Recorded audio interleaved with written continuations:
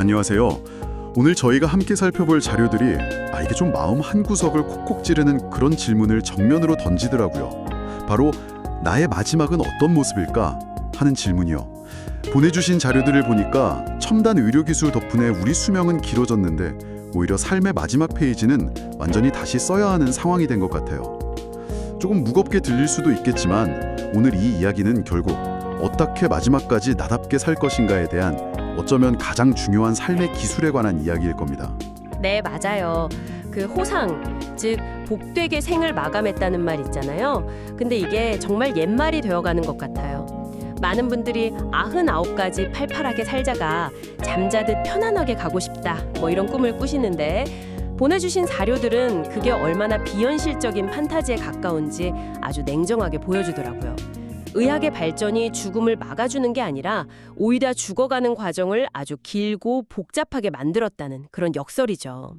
오늘 그 복잡하게 얽힌 실타래를 청취자분과 함께 하나씩 풀어가 보려고 합니다. 네, 바로 그 판타지를 깨는 것부터 시작해봐야겠네요. 자료에서 가장 충격적이었던 구절이 바로 99세까지 건강하게 살다가 2주 정도 짧게 앓고 죽는 것. 이건 로또 1등 당첨보다 어렵다는 대목이었어요. 그렇죠. 현실은 그게 아니라 류마티스 관절염이나 빈혈 아니면 만성 폐쇄성 폐질환처럼 완치는 안 되지만 당장 생명을 위협하지도 않는 병들을 여러 개 껴안고 수십 년의 노년기를 보내는 게 훨씬 일반적이라는 거죠. 네, 여기서 정말 중요한 관점의 전환이 필요한 것 같아요. 우리는 보통 당뇨, 고혈압, 심지어 암까지도 내가 싸워서 이겨야 할 어떤 적이나 질병으로 생각하잖아요. 네, 그렇죠. 극복해야 할 대상. 라고 주장합니다. 이게 패배주의적인 태도가 아니라 현실을 직시하자는 거예요.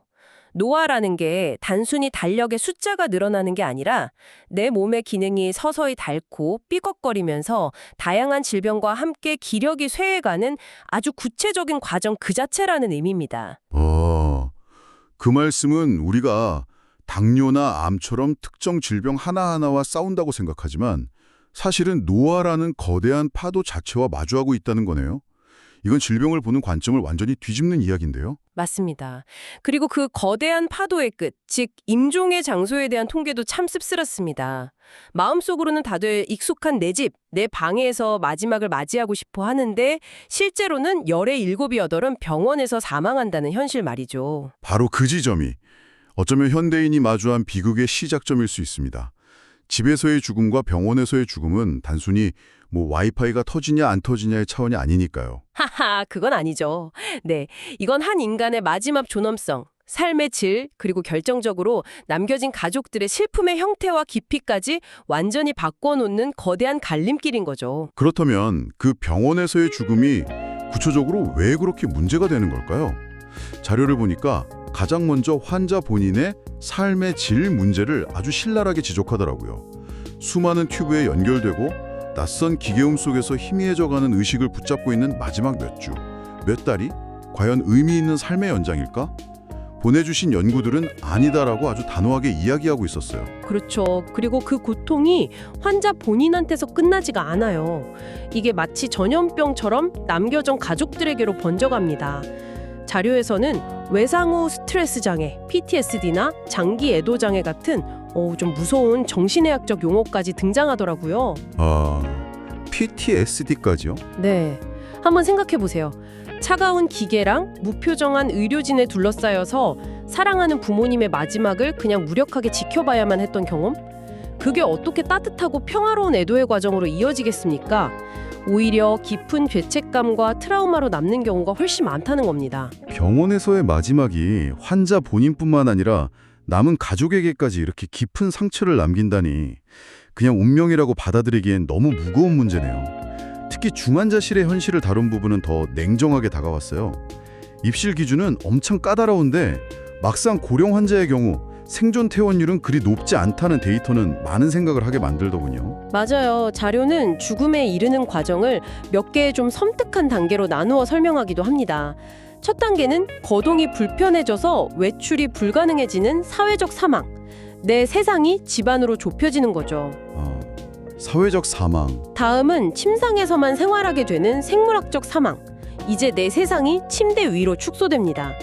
그리고 마지막 단계는 스스로 음식을 삼킬 수 없어서 튜브를 통해 인위적으로 영양을 공급받는 단계입니다.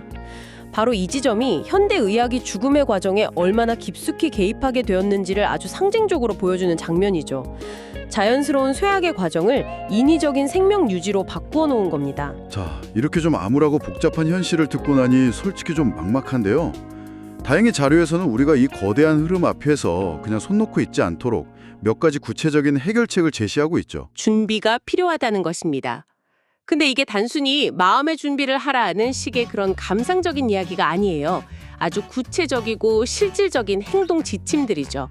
가장 기본적인 1단계는 역시 재산 정리와 유언장 작성입니다. 역시 그게 먼저군요. 네. 남겨진 가족들 사이에 불필요한 다툼이 생기지 않도록 미리 교통 정리를 해두는 것. 이건 어쩌면 가장 기본적인 배려일 겁니다. 법적, 재정적 준비가 1단계. 근데 자료는 거기서 멈추지 않고 의료적인 준비가 훨씬 더 중요하다고 강조하더라고요. 여기서 정말 머리를 한 대 맞은 것 같은 대목이 있었어요. 우리는 보통 몸이 아프면 명의를 찾아 이 병원 저 병원 여러 대학병원을 막 돌아다니는 게 최선이라고 생각하잖아요. 네, 그렇죠. 그런데 자료는 그게 오히려 최악의 선택일 수 있다고, 그보다는 평소 내 건강 상태와 가치관을 잘 아는 동네 주치의 한 명을 곁에 두는 것이 비교도 안 될 만큼 중요하다고 말하더군요. 이건 완전히 발상의 전환인데요. 아마 많은 분들이 고개를 갸우뚱하실 만한 지점이죠. 하지만 그 이유는 명확합니다. 삶의 마지막 단계에서 내려야 할 의료적 결정들은 혈압 수치가 몇이냐 같은 데이터만으로 판단할 수가 없어요. 이건 지극히 철학적이고 개인적인 가치의 문제이기 때문이죠. 가치의 문제다. 네, 예를 들어 나는 어떤 고통까지는 견딜 수 있지만 의식이 없는 상태로 기계에 의존하는 건 절대 싫다와 같은 개인의 신념이 담긴 문제들이죠. 수많은 병원을 전전하며 쌓인 그 두꺼운 검사 기록 뭉치는 그 사람의 질병에 대한 정보는 담을 수 있어도 그 사람의 인생을 담지는 못합니다. 하지만 나를 오랫동안 지켜보아온 주치의는 내 삶의 방식, 내가 무엇을 중요하게 생각하는지를 총체적으로 이해하는 진정한 조력자가 되어줄 수 있다는 겁니다. 내 병이 아니라 내 인생을 아는 의사가 필요하다. 정말 중요한 지적이네요. 이거 관련해서 사전 연명률의 의향서에 대한 이야기도 흥미로웠습니다. 요즘엔 이 서류에 대해 많이들 알고 계시고 이거 하나 작성해두면 모든 게 해결될 거라고 생각하기 쉬운데 자료는 이것만으로는 턱없이 부족할 수 있다고 경고해요. 그건 왜 그런가요? 물론 사전 연명률의 의향사는 대단히 중요하고 의미 있는 첫걸음입니다. 심폐소생술, 인공호흡기, 혈액투석, 항암제 투여 이 4가지 연명률을 거부할 수 있는 법적 근거가 되니까요. 네, 그 4가지. 하지만 실제 병원에서 벌어지는 상황은 훨씬 복잡하거든요. 예를 들어 인공호흡기는 거부했지만 코를 통해 영양액을 공급하는 경관영양은 어떻게 할 것인가? 폐렴이 왔을 때 항생제 치료는 받을 것인가? 이런 세부적인 부분에 대해서는 의향서가 아무런 답을 주지 못합니다. 그리고 바로 이 회색지대에서 가족 간의 끔찍한 갈등이 시작되는 경우가 많습니다. 그렇군요. 결국 서류 한 장에 내 인생의 모든 시나리오를 담을 수는 없다는 뜻이네요. 그래서 자료가 궁극적으로 그리고 가장 강력하게 강조하는 것은 결국 대화인 것 같아요. 내가 어떤 상황에 처했을 때 내 가족들이 어떤 판단을 내려주길 바라는지 나의 의사를 명확하고 구체적으로 밝혀두는 것이야말로 모든 갈등을 막는 가장 확실한 방법이라고요. 바로 그 지점이 오늘 논의의 심장부라고 할 수 있습니다. 모든 준비의 궁극적인 목표는 이거예요. 나의 뜻을 명확히 전달해서 남겨질 사람들의 짐을 덜어주는 것. 한번 생각해 보세요. 내가 의식이 없는 상태인데 자식들이 모여서 아버지는 평소에 매운 걸 싫어하셨으니 고통스러운 항암 치료도 싫어하실 거야 같은 이런 슬픈 추측을 해야 하는 상황이 벌어지는 겁니다. 너무 비극적이네요. 너무 비극적이잖아요. 그래서 미리 말해두는 것이 서로를 위한 마지막 선물이자 최고의 배려인 거죠.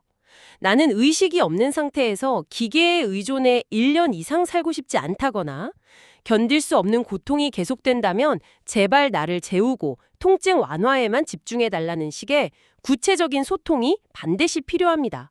오늘 보내주신 자료들을 깊이 들여다보면서 이 죽음이라는 주제가 더 이상 외면하거나 피해야 할 두려운 대상이 아니라는 것을 다시 한번 깨닫게 됩니다. 오히려 적극적으로 공부하고 생각하고 또 사랑하는 사람들과 함께 이야기하면 준비해야 하는 우리 삶의 가장 중요한 졸업 프로젝트가 아닐까 하는 생각도 드네요. 맞습니다. 이 모든 논의는 결국 어떻게 잘 죽을 것인가라는 질문을 넘어서요. 어떻게 마지막 순간까지 나답게 잘 살 것인가에 대한 질문으로 귀결됩니다. 자료에서 여러 번 언급된 자연사라는 개념도 마찬가지입니다. 이건 치료를 포기하자는 의미가 결코 아니거든요. 네, 죽음을 싸워서 이겨야 할 적으로 간주하면서 달려드는 과도한 의료 개입에서 한 걸음 물러나자는 겁니다. 삶의 시작과 끝이라는 지극히 자연스러운 흐름을 존중하자는 의미에 가깝습니다.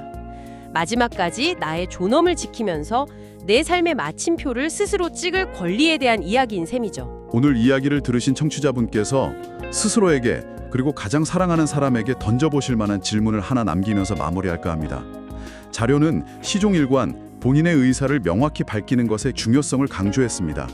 그렇다면 만약 내일 당장 내가 내 의사를 직접 표현할 수 없는 상황에 처한다면 당신 곁에 가장 가까운 사람들은 당신이 진정으로 원하는 삶의 마지막 모습이 무엇인지 얼마나 구체적으로 알고 있을까요? 그리고 그들은 당신의 뜻을 따라줄 준비가 되어 있을까요?